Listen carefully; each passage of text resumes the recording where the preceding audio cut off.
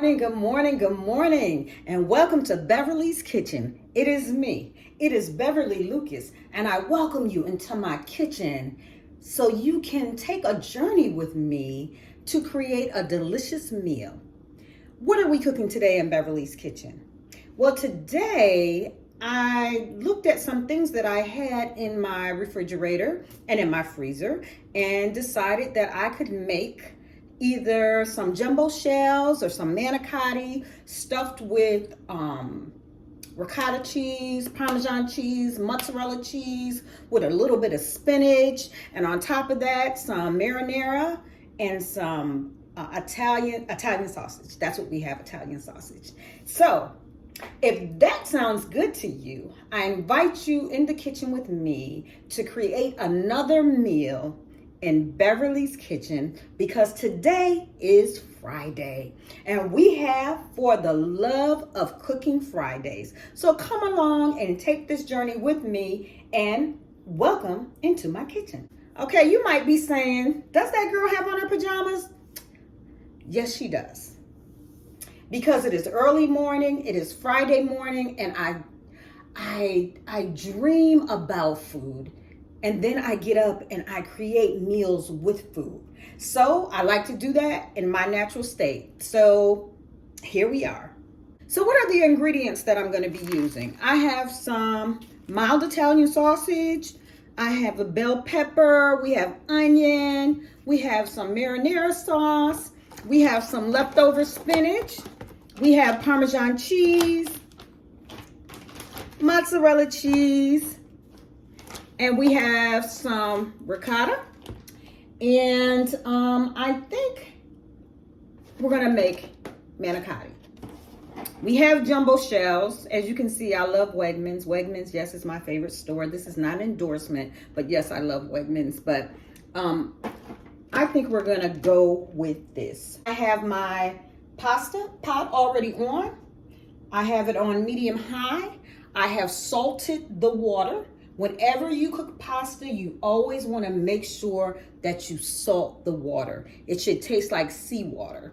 And that gives the pasta not only a special bite, but a special taste. So you don't have to add salt afterwards. And what I'm going to do now is I'm going to take the meat out of the casings of the sausage and we're going to fry it up. Okay, so I have chopped up. I had a yellow pepper and a small onion, and this is the Italian sausage. I'm using mild, and I'm going to put this all in the frying pan. This is a really good meal to make if you're trying to impress a date.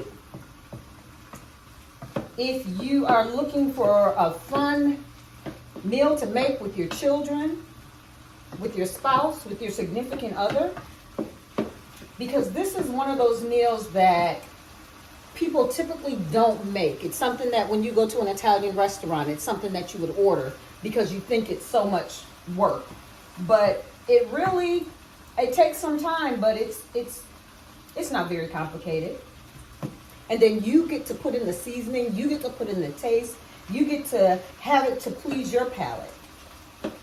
So, you know, for the person that wants to try something a little bit new, maybe this is for you.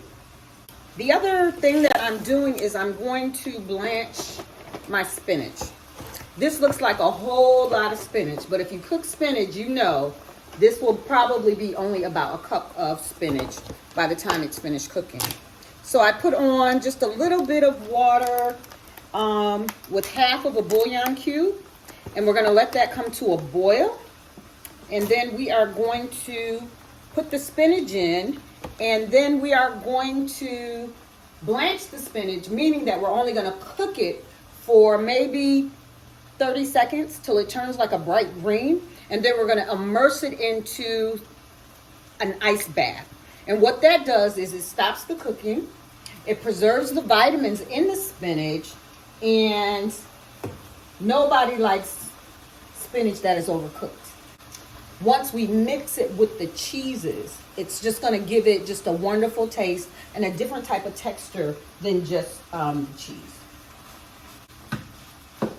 If you could smell what is going on in this kitchen. A mixture of thyme, rosemary, oregano, basil, dillweed, and sage. And I'm going to use a half a teaspoon. And I'm putting this right on the sausage as the sausage is cooking. Ooh, child, as my daughter would say. So my water is boiling for the spinach. I have rinsed it off. And now I'm just going to drop it in. Okay, so I added the pasta sauce to the onions and the sweet Italian sausage and bell peppers. And what we're going to do now is we're going to just taste it. As you cook, you always want to make sure that as you move along, that you cook and taste the food to see if it needs any salt, pepper.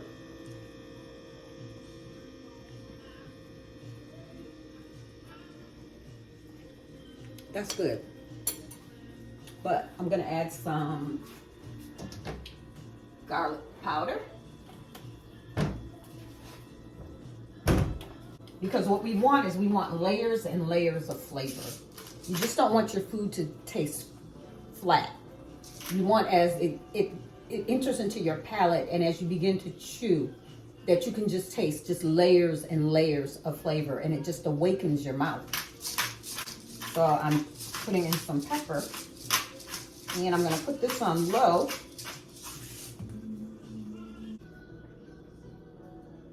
Okay, to my sauce, I found some basil leaves in the refrigerator, so I just chopped up 2 basil leaves, and I'm going to put that in the sauce. And again, that's just going to be another layer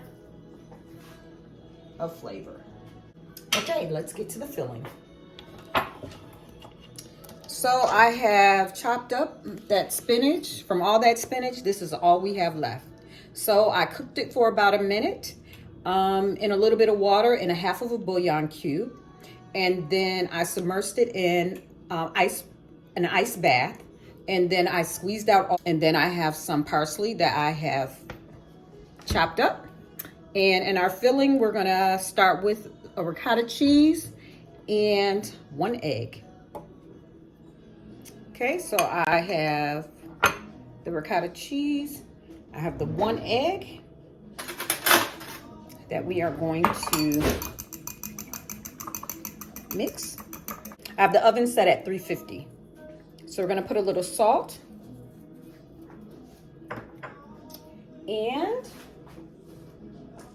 some pepper. Okay, this bowl is not gonna be big enough.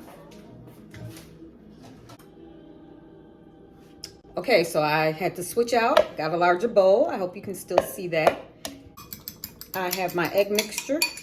I'm gonna mix that in next. We're going to put in the spinach, and I'm gonna try to flake it in so that there's not lumps of spinach. So I'm in the kitchen early in the morning, listening to Al Green, because my happiest childhood memories is my mother being in the kitchen or cleaning, listening to Al Green. So it kind of rubbed off on me. She never let me in the kitchen, but I was always watching. So we're just gonna fold this in. It looks wonderful.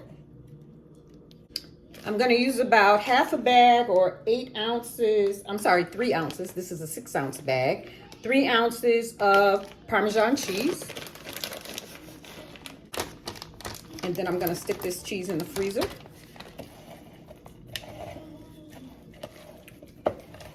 We try not to waste anything that we can freeze till another time. That's what I do. So now we're gonna cook the manicotti, and we're gonna put it in boiling water, a high boil.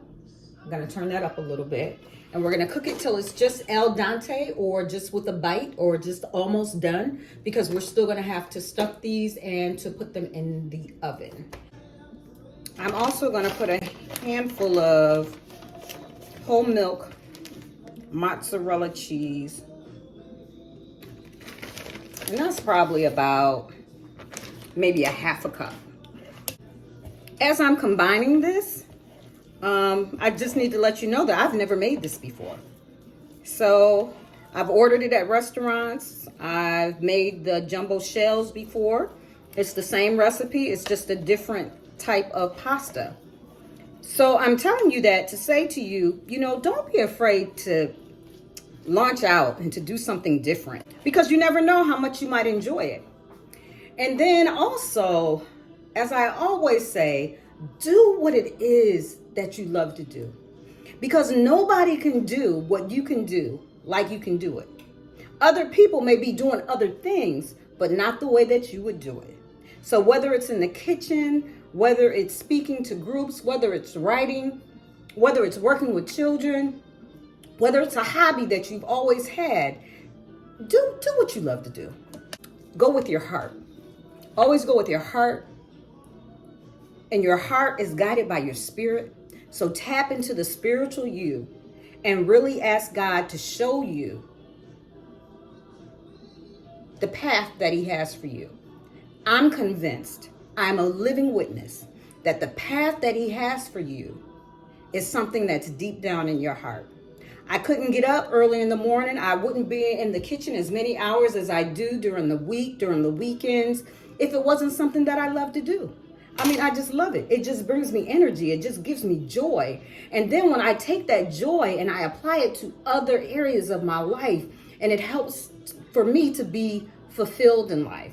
Because in the way that I think and the way that I've been taught and what's worked for me is a constant looking at life as a lifelong process, knowing that there is always something that we need to do, to grow, to develop, to make us the better person. I am the advocate for whatever you love to do, whatever you put your hands to do it with all of your heart. I'm laughing at myself because this sauce, with all these layers of flavor,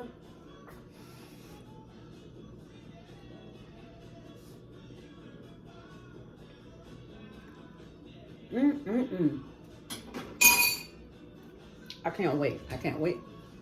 Can't wait. Okay, now I am taking the cheese and spinach mixture and I'm putting it into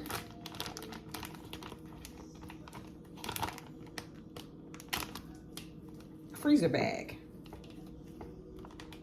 because I learned a little trick watching the Food Network and YouTube and all the other food channels. So we make our own little pastry bag.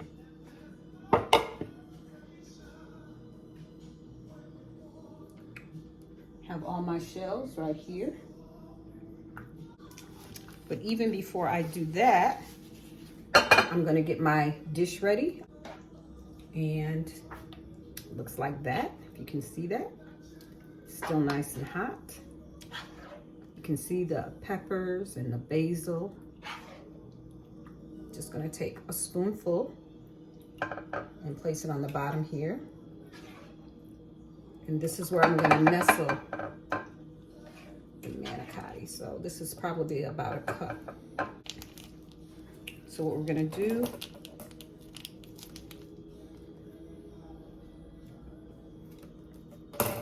so cut a little hole right there. Then I'm gonna take this and I'm just gonna squeeze it out. We are just going to take it and we are just going to squeeze it. And it just goes right in. And I can feel it going through. So I'm gonna do a halfway this side. Then I'm gonna turn it and feel the other side. Okay, so we have one layer done.